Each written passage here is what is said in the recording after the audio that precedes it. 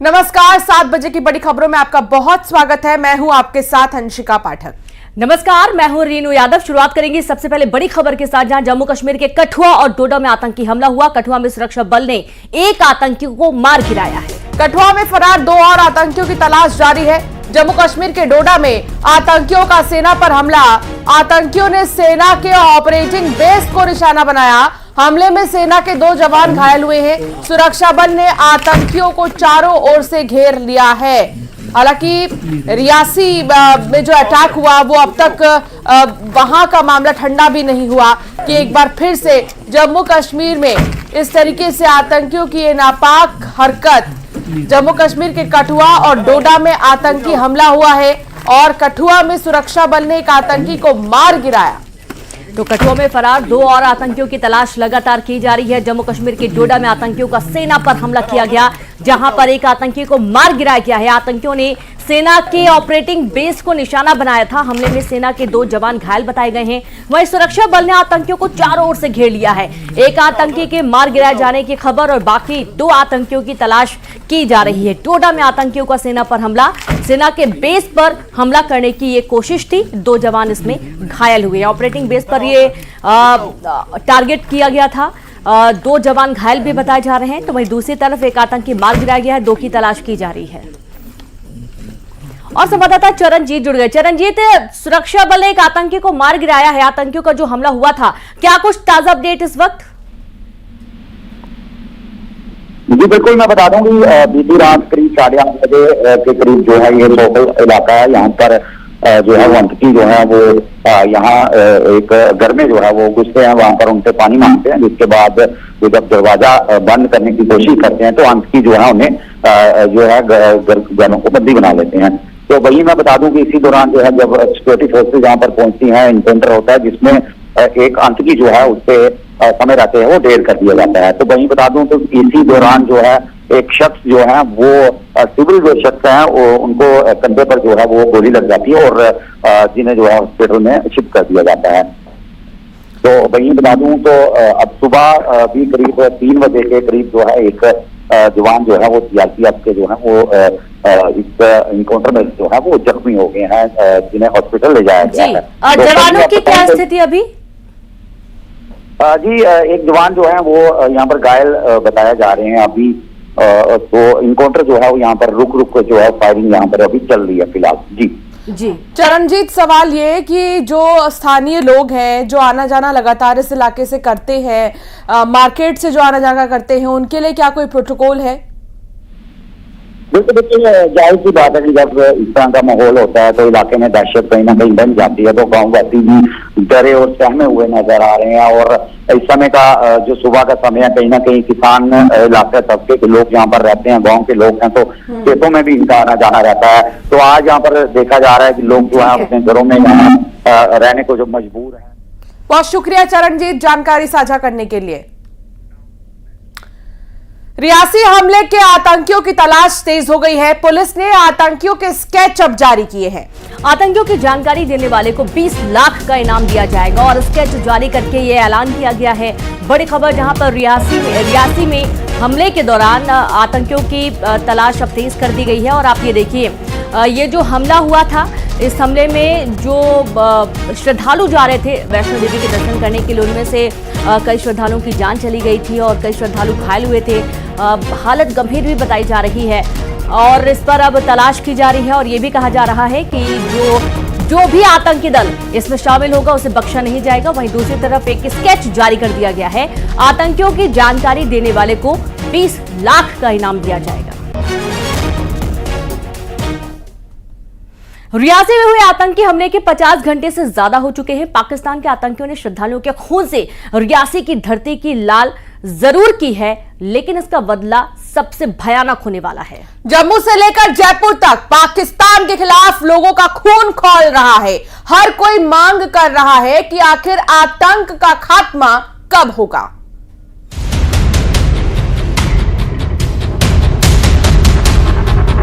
पाकिस्तान हाय हाय, पाकिस्तान हाय हाय। क्या आतंक का इलाज अब सर्जिकल स्ट्राइक पार्ट 3 से ही पूरा होगा?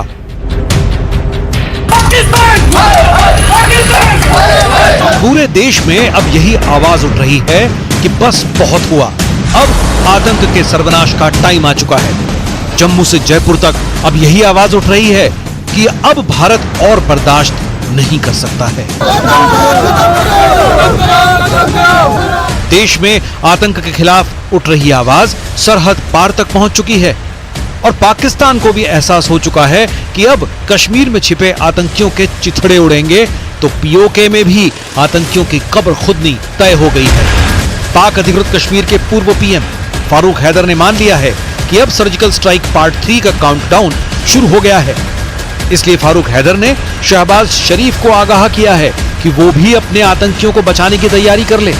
सिक्योरिटी बिल्कुल ठीक है, ऐसी बात नहीं है, मगर आतंकवाद है बेगुनाह।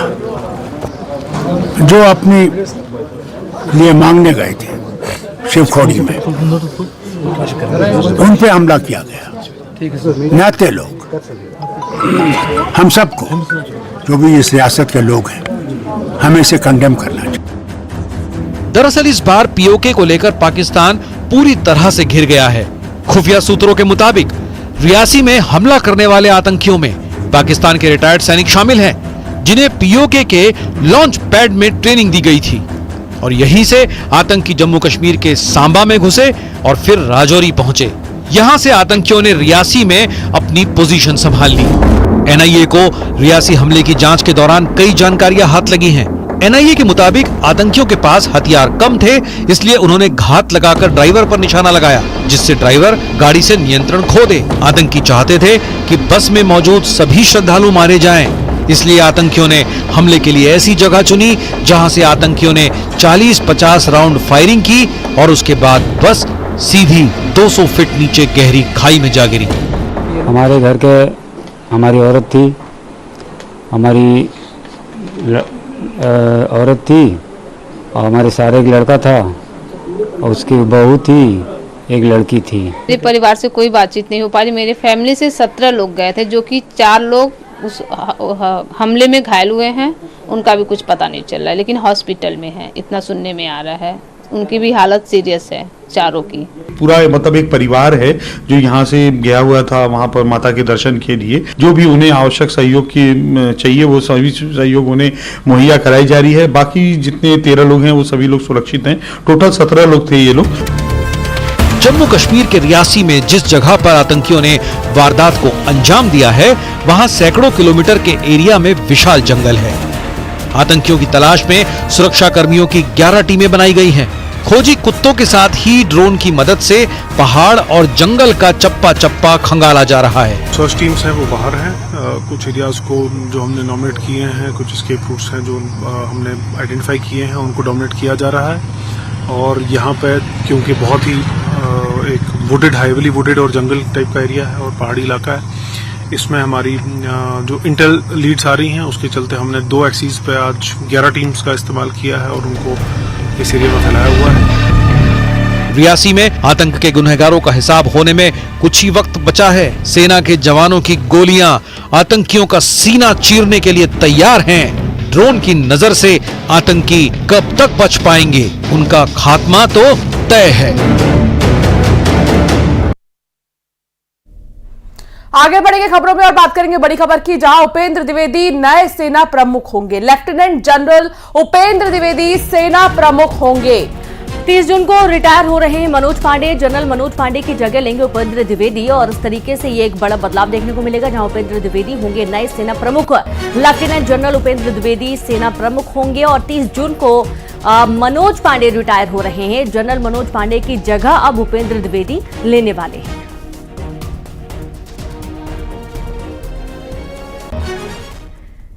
बलौदाबाजार में हिंसा के बाद सरकार का बड़ा एक्शन, बलौदाबाजार कलेक्टर और एसपी को हटा दिया गया है। बता दें कि बलौदाबाजार कलेक्टर केएल चौहान को हटाया गया है और दीपक सोनी अब बलौदाबाजार के नए कलेक्टर होंगे। बलौदाबाजार के एसपी को भी हटाया गया, अब विजय अग्रवाल होंगे नए एसपी। राज्य सरकार ने आदेश जारी किए हैं। तो एक प्रशासनिक सर्जरी यहां पर हुई है। बलौदाबाजार में भड़की आग के बाद कुछ महत्वपूर्ण फैसले लिए गए हैं और फेरबदल किया गया है और इसमें जो नई जिम्मेदारी है वो 2 नए चेहरों को दी गई है। बड़ा एक्शन। बलौदाबाजार में जो हिंसा हुई उसके बाद सरकार ने एक्शन लेते हुए कलेक्टर और एसपी को हटा दिया और अब जो है कलेक्टर केएल चौहान को हटाकर दीपक सोनी को लाया गया है। दीपक सोनी होंगे अब बलौदाबाजार के नए कलेक्टर। इसके अलावा बलौदाबाजार के एसपी को भी हटाया गया है। विजय अग्रवाल होंगे नए एसपी। तो देखिए, कल हुई इस घटना के बाद से लगातार ये बैठकें भी हो रही थी, कड़ा एक्शन लिए जाने की बात कही जा रही थी। ये जो उपद्रव और ये हंगामा हुआ, इसकी तस्वीरें भी आपको दिखाई गई थी। कई वाहनों को आग लगा दी गई और आग जलने की इस बड़ी घटना में काफी नुकसान भी हुआ है। और इसी दौरान बलौदाबाजार के जो एसपी और कलेक्टर हैं, इन्हें हटा दिया गया है। इनकी जगह नई जिम्मेदारी दूसरे एसपी और कलेक्टर को दी गई है। और इस तरीके से अब देखा यह जा रहा है कि सीएम साहब लगातार बैठक कर रहे थे। बलौदाबाजार कलेक्टर केएल चौहान को हटाकर दीपक सोनी को यहां पर पदस्थ किया गया और साथ ही यहां पर एसपी को भी हटा दिया गया है। अब विजय अग्रवाल जिम्मेदारी संभालेंगे। और चलिए सीधे रुक करेंगे, संवाददाता योगेश यादव जुड़ गए हैं। योगेश, एक बड़ा प्रशासनिक फेरबदल किया गया है कल की घटना के बाद से। जी बिल्कुल, आपको बता दें कि बलौदाबाजार में हिंसा भड़कने के बाद प्रशासन ने, राज्य सरकार ने एक बड़ी कार्रवाई की। बीती रात आदेश जारी कर कलेक्टर और एसपी के तबादले किए हैं, जिसमें बलौदाबाजार के कलेक्टर हैं केएल चौहान, उनको विशेष मंत्रालय में सचिव के पद पर पदस्थ किया गया। उनकी जगह पर दीपक सोनी, जो कि मंत्रालय में सहकारी संस्था मनरेगा का अतिरिक्त प्रभार देखते थे, वो बलौदाबाजार के नए कलेक्टर होंगे। वही दूसरी बात बता दें कि बलौदाबाजार के एसपी सदरन कुमार, उनको पीएचक्यू पदस्थ किया गया और उनकी स्थान पर अंबिकापुर के जो एसपी थे विजय अग्रवाल, उनको बलौदाबाजार जिले की कमान संभाली गई है। जब से हिंसा हुई थी, परसों की बात है, तब से न्यूज 18 लगातार दिखा रहा था हिंसा इतनी बड़ी, प्रदर्शनकारियों ने इतना उपद्रव मचाया कि छत्तीसगढ़ के गृह मंत्री डिप्टी सीएम को जो जिस दिन घटना हुई उसी रात को लगभग 1 बजे बलौदाबाजार आना पड़ा। उसके बाद बैठकों का दौर जारी रहा। सीएम ने कल कैबिनेट की बैठक ली, रात में बैठक ली, जो सामाजिक संस्था है उनको लेकर, सतनामी समाज को लेकर उनके साथ उन्होंने बैठक की, जिसके बाद राज्य सरकार ने आदेश जारी किया और कलेक्टर और एसपी दोनों का उन्होंने तबादला कर दिया है। लिहाजा हिंसा पूरी तरह से शांत हो चुका है। और वहीं आपको बता दें कि इसमें 40 नामजद आरोपियों के जो नाम है वो दर्ज है, उन पर लगातार कार्रवाई जारी है और 7 अलग अलग धाराओं का अपराध दर्ज किया है। जिस प्रकार से बलौदाबाजार में जो हिंसा हुई है वो कहीं न कहीं छत्तीसगढ़ ही नहीं पूरे देश के लिए एक बहुत ही घातक रहा है कि इस तरह से जो अहिंसा है वो कहीं न कहीं अब तक नहीं हुई होगी, क्योंकि सामाजिक उपद्रव एक बड़ा रूप ले लिया। प्रदर्शनकारियों ने कलेक्टर और एसपी कार्यालय को आग लगा दिया। न्यूज 18 लगातार दिखा रहा था, पूरे दिन भर और पूरे रात भर वहां था कि किस तरह से अहिंसा हुआ, किस तरह से प्रदर्शन हुआ। इसके बाद राज्य सरकार ने कलेक्टर और एसपी के तबादला किया, क्योंकि जाहिर सी बात है कि जिले में इस तरह से उपद्रव होना और कहीं न कहीं प्रशासन पर सवाल खड़े हो रहे थे, पुलिसकर्मियों, पुलिस व्यवस्था पर सवाल खड़े हो रहे थे। इसके बाद राज्य सरकार ने आदेश जारी किया और फिर कलेक्टर और एसपी के तबादले किए गए हैं, क्योंकि कलेक्ट्रेट में लगभग कई कर्मचारी थे। जब आगजनी की घटना हुई तो वहां पर कलेक्ट्रेट में कर्मचारी मौजूद थे। ऐसे में कहीं न कहीं प्रशासन पर भी सवाल खड़े उठते हैं, पुलिस व्यवस्था पर भी सवाल खड़े उठ रहे थे, जिसको लेकर राज्य सरकार ने एक बड़ा एक्शन लिया है और कलेक्टर और एसपी को तबादला कर दिया है। चुनाव से पहले शुक्रिया आपका जानकारी के लिए योगेश। तो इस तरीके से ये बड़ा एक्शन लिया गया है, कलेक्टर और एसपी को बदल दिया गया है। और अब आगे बढ़ेंगे जहां बलौदाबाजार बवाल पर एक्शन में सरकार सीएम आवास में समाज प्रमुखों की बैठक हुई। डिप्टी सीएम विजय शर्मा का बयान आया है और उन्होंने कहा कि कई लोगों की गिरफ्तारी हुई है, नुकसान की भरपाई पर जल्द फैसला लिया जाएगा। कांग्रेस विधायक और पूर्व मंत्री के नाम पर उन्होंने कहा कि जांच में दोषी पाए जाने पर गिरफ्तारी होगी। प्रदर्शन के दौरान कानून व्यवस्था पर बयान दिया गया, प्रशासनिक लचर व्यवस्था की जांच होगी। और इस तरीके से देखिए, जो उपद्रव, जो हंगामा हुआ है, दोषी पाए जाने पर गिरफ्तारी की बात भी कही जा रही है। डिप्टी सीएम विजय शर्मा का ये बयान आया है।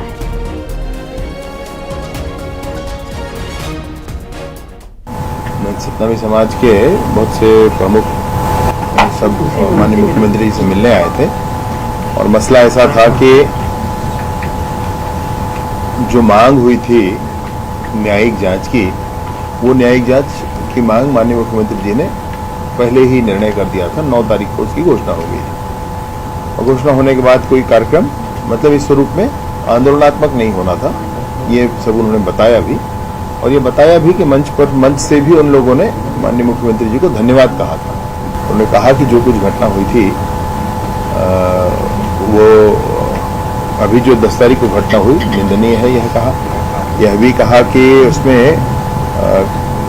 प्रशासन का ध्यान रहे किसी बेगुनाह को कोई सजा ना हो, साथ ही साथ जो गुनाहगार है उनको अवश्य सजा हो, आदि आदि बातें। मंत्री श्याम बिहारी जायसवाल ने न्यूज 18 से बातचीत में बलौदाबाजार हिंसा को लेकर बड़ा आरोप लगाया। कांग्रेस के षड्यंत्र से यह पूरा प्रदर्शन हुआ है। जो भी कांग्रेसी नेता इस प्रदर्शन में शामिल थे उनकी भी गिरफ्तारी होगी। उन्होंने कहा कि प्रदर्शन के दौरान जो भी नुकसान हुए हैं उसकी भरपाई प्रदर्शनकारियों द्वारा कराई जाएगी। मंत्री जी, लगातार प्रदर्शन चलता रहा, उसके बावजूद भी जो प्रशासन कहीं दिखी नहीं, पुलिस व्यवस्था पर लगातार क्वेश्चन मार्क लगता रहा शासन के। देखिए, इन्होंने जो अनुमति मांगा था ज्ञापन के नाम से मांगा था और कम संख्या, बहुत ही कम संख्या मांगा था, फिर भी इनके इरादों को देखते हुए पुलिस और इंटेलिजेंस ने बड़ी इंतजाम कर रखे थे। हजारों की संख्या में हमारे पुलिसकर्मी थे, लेकिन ये उससे कई गुना ज्यादा संख्या में, चूंकि ये ऐसा लग रहा था कि सतनामी समाज के लोगों का ये मामला है, लेकिन बाद में पता चला कि कांग्रेस ने षड्यंत्र पूर्वक ये अंदर ही अंदर अपने नेताओं को लगाकर, और कुछ नेता इनके वीडियो और फोटो में आप देख सकते हैं कि इनके जनप्रतिनिधि, विधायक, पूर्व मंत्री, ऐसे लोगों ने मिलकर इस घटना को अंजाम दिया है। इससे निश्चित रूप से सतनामी समाज का और छत्तीसगढ़ का एक मान धूमिल हुआ है।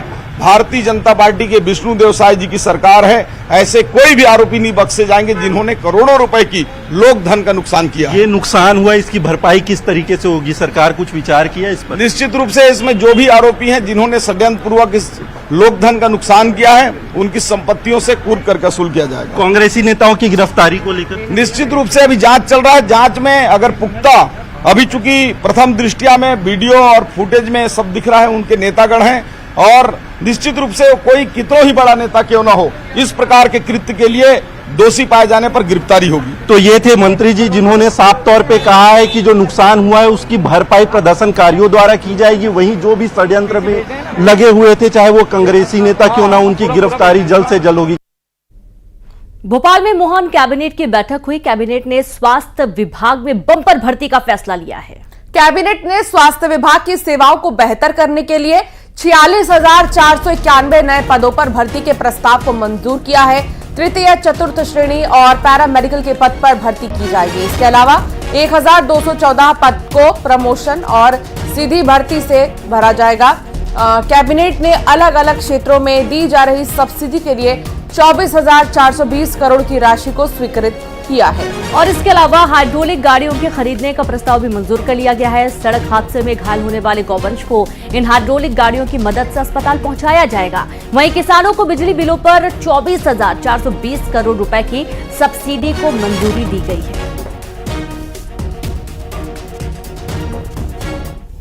जो भारतीय लोक स्वास्थ्य मानक स्थापित किए गए हैं उसके अंतर्गत नवीन पदों के सृजन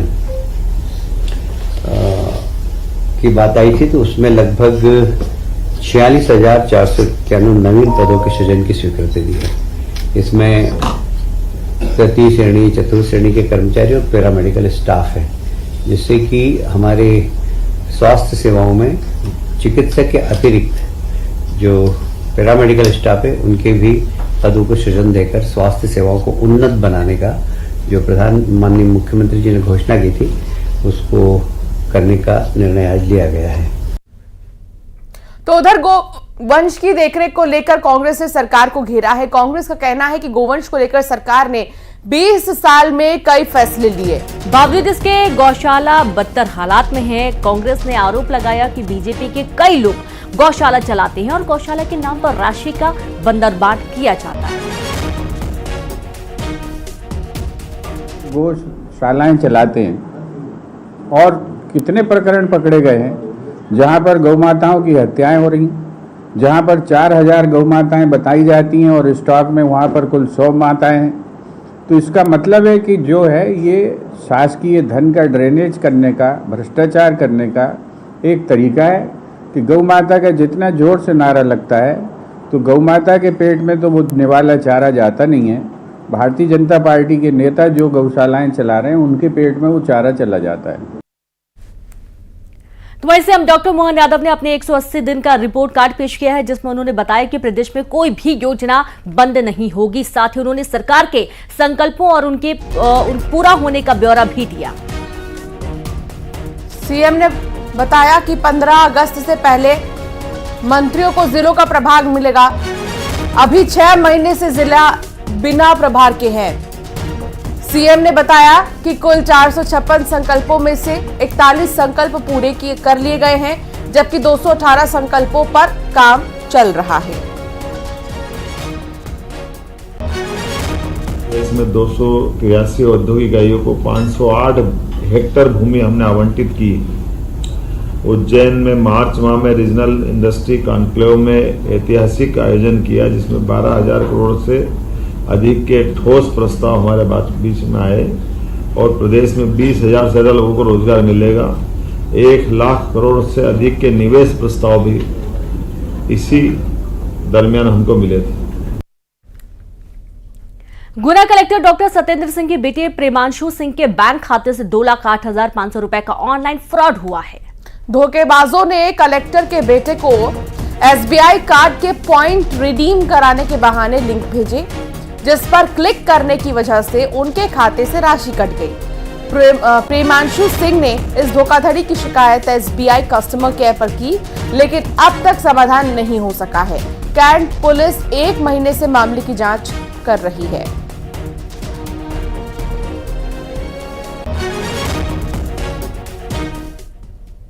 उज्जैन महाकालेश्वर मंदिर में भस्म आरती के नाम पर एक बार फिर उत्तर प्रदेश के श्रद्धालु के साथ 13,500 की ठगी हुई है।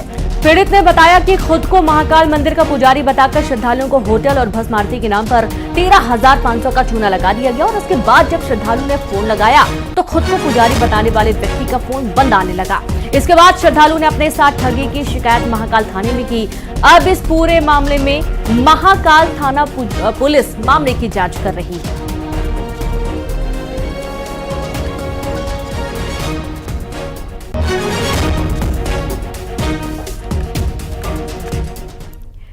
बात बढ़ने की, जहां सरकारी जमीन पर अतिक्रमण करने वालों के खिलाफ जिला प्रशासन टीम ने कार्रवाई की और कार्रवाई के दौरान तहसीलदार और पटवारी पर कुछ लोगों ने हमला बोलते हुए हाथापाई कर दी। हालांकि मौके पर तत्काल पुलिस पहुंच गई। पुलिस को देख हाथापाई करने वाले भाग निकले। और ये देखिए कुछ तस्वीरें जब तहसीलदार के साथ धक्का मुक्की की गई है और उसी दौरान ये जो कार्रवाई करने पहुंचे थे अतिक्रमण के खिलाफ, इस दौरान टीम पर हमला हुआ। बुलेटिन में फिलहाल इतना ही। आप देखते रहिए न्यूज़ 18 MP छत्तीसगढ़। नमस्कार।